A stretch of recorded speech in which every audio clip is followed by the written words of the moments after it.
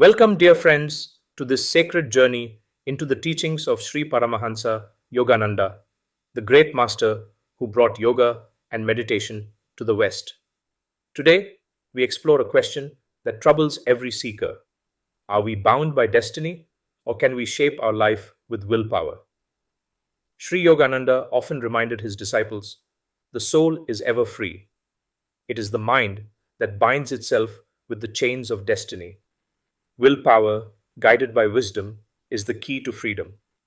In this talk, we will uncover his deepest insights: how destiny is shaped, how free will operates, and how spiritual willpower can lift us above karma itself. Sri Yogananda explained destiny in the simplest way. Destiny is nothing but the outcome of our past actions, thoughts, and desires. Every thought creates energy. Every action leaves an impression. Collectively, these impressions become the script of our life. But Sri Yogananda warned against fatalism. He said, "Do not think of yourself as a puppet in the hands of destiny. Destiny itself was woven by your own hands in the past." Sri Yogananda illustrated the truth on destiny and willpower with the example of a businessman who complained about constant failure. Sri Yogananda told him, "Your past karma may explain your present difficulties, but it is not meant to chain you forever. Use your will to rewrite the script." The man practiced affirmations, meditation, and will discipline. Slowly, he began to see success where once there was despair. Destiny is real, but it is not absolute. Sri Yogananda defined willpower as the concentrated energy of the soul expressed through determination. He said, "Will is the dynamo of the soul." Nothing is impossible if you learn to direct your will with divine wisdom. He often shared the story of his own journey. When he came to America in 1920, he had no wealth, no connections, and no certainty of success. Yet, with unshakable will and faith in the divine, he built the Self Realization Fellowship, influencing millions of lives. Sri Yogananda taught that willpower must be balanced with calmness. Restless desire is not true will. True will is calm, focused, and guided by wisdom.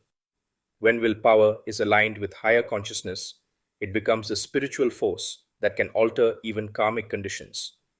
He compared will to a muscle. The more we use it, the stronger it grows.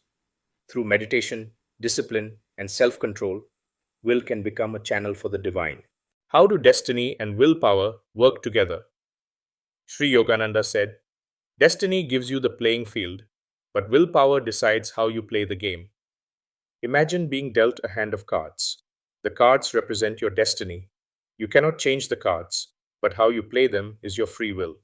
A weak will loses even with good cards. A strong will turns even poor cards into victory. Sri Yogananda explained that we can overcome past karma through strong will, refusing to be defeated, right thinking, changing mental patterns, deep meditation, burning seeds of karma in the fire of God consciousness, divine grace, aligning will with God's will. He would often say, when the human will tunes itself with the divine will, destiny itself bows before you. Sri Yogananda was not only a philosopher, he was a guide. He gave practical exercises, daily affirmations. I am the child of eternity. I will not be bound by weakness. Breath and will exercises. Using pranayama to direct life energy consciously. Silent meditation. Cultivating calm will through stillness. Service and discipline. Training will in daily life. He also reminded seekers to test their will on small things, resisting a bad habit, completing a task on time, or keeping a promise. Step by step, the will becomes a master instead of a servant. In the end, Sri Yogananda's teaching is clear. Destiny may influence your circumstances, but willpower, guided by divine wisdom, can change your life. He beautifully said, "The stronger the will, the greater the flow of energy.